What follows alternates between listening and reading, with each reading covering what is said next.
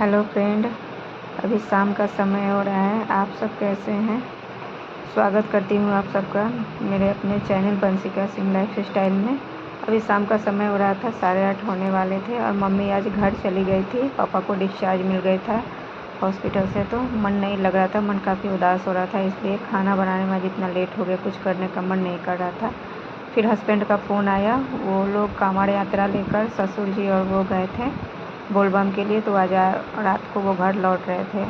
तो फिर मैं आई, भिंडी कट करके भिंडी का छौंक लगाया और उसके बाद यहाँ देखिए कुछ भी करने का मन नहीं कर रहा था, तो घर पूरा बिखरा पड़ा हुआ था। फिर मैं भिंडी छौंक के फिर शाम का बर्तन था चाय नाश्ता का, वो मुझे क्लीन करना था। हॉस्पिटल से भी टिफ़िन वगैरह जो मम्मी को मैंने दिए थे वो आए थे सामने, सब वैसे ही पड़ा हुआ था। ये देखिए पूरा सिंक भरा हुआ था, बिल्कुल मन ही नहीं लग रहा था। मतलब 4-5 दिन से मम्मी साथ में थी, तो साथ में बोलना, बात करना, फिर काम करते रहना, फिर मन लग गया था। अचानक से चली गई तो फिर मन बिल्कुल उदास हो गया था, तो कुछ भी करने का मन नहीं कर रहा था, लेकिन काम है तो करना तो पड़ेगा ही।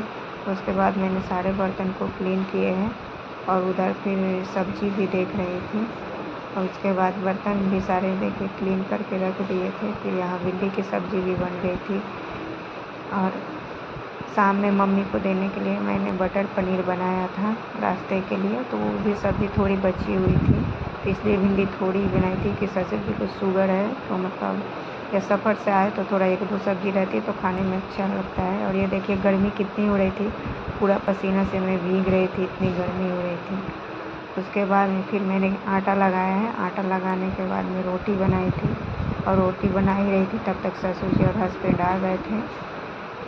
ये देखिए, और ये थके हुए थे, तो हस्बैंड उनका पैर दबा रहे थे, सर में तेल भी लगाए क्योंकि बूढ़े हो गए हैं। और फिर सफ़र वहाँ से उतना दूर धाम से आने के बाद में कोई भी थक ही जाता है। फिर खाना खाने के बाद में मैंने किचन को पूरा क्लीन किया है। अब मैं लाइट सब बंद करके सोने जा रही हूँ, काफ़ी रात हो गई थी, और बच्चे और हस्बैंड और ससुर जी सब सो गए थे क्योंकि वो थके हारे आए थे, खाना खा के तुरंत ही लेट गए थे। फिर मैंने अपना काम किया तो मुझे थोड़ा टाइम लग गया, और ये देखिए यहाँ 11 बजने वाले हैं, बस 5 मिनट कम था। और फिर अगले दिन मैं आप सबसे नहाने के बाद में मिल रही थी। मैंने नाश्ता वास्ता बना लिया था और नहा धो के पूजा वगैरह कर लिया था। ये देखिए नहा के आई हूँ, फिर भी कितना पसीना हो रहा था, पूरा सिंदूर पिघल के नीचे की तरफ गिर रहा था। और आज मुझे प्रसाद वो हस्बैंड लाए थे, ये देखिए वंश को, आज इसकी छुट्टी थी, सैटरडे था, तो बंसिका स्कूल गई हुई थी, और ये प्रसाद लाए थे बोलबम से। ये 3 डब्बे पेड़े के थे, और वो एक अलग से एक चूड़ा था, और उसमें इलायची दाना बोलते हैं सफ़ेद वाला, वो था। तो सबको बोले कि घर जाए, आज प्रसाद लाया हूँ तो पहले सबको दे दो, नहीं तो फिर चींटी वगैरह लग जाएगी।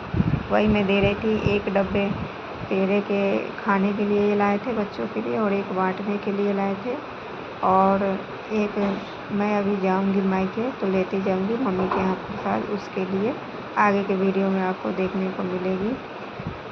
प्रसाद यहाँ जिसको जिसको मुझे देने थे सबको पैक कर दिया, सब में सिंदूर डाला है क्योंकि हमारे यहाँ बिना सिंदूर बिंदी के प्रसाद नहीं देते किसी को। तो बिंदी तो ये लाए थे, और प्रसाद घर चला गया था, ससुर जी लेके चले गए थे, उसमें बिंदी वगैरह और वो गले में पहनने वाला जो होता है बच्चों को, वो सब चले गए थे। ये प्रसाद था और इस सिंदूर मेरे पास था, वही मैंने रख के सब में रख दिया है। और उसके बाद मैं शाम को सीधे मिल रही हूँ आप सबसे।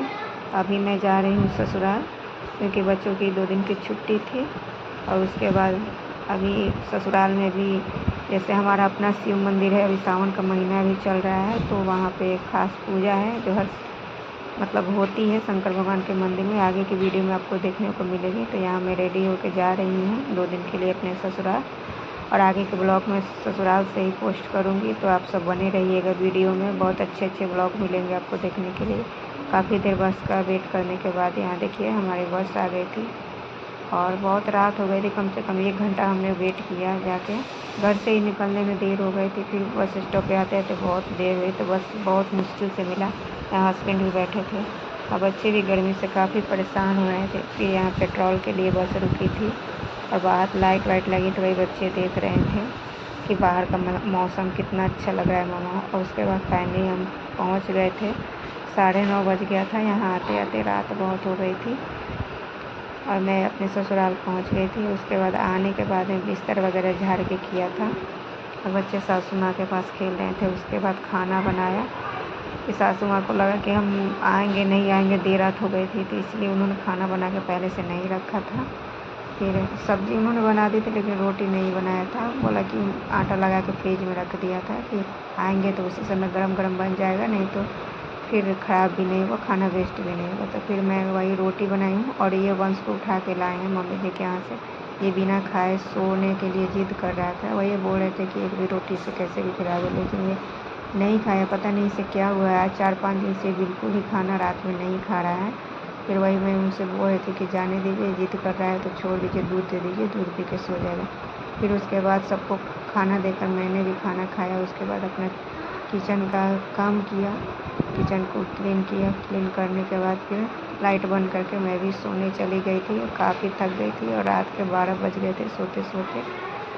और आगे का ब्लॉग आपको यहीं से मिलेगा, तो ज़रूर देखिएगा और मेरे चैनल को सब्सक्राइब कीजिएगा प्लीज़। से एक लाइक ज़रूर कर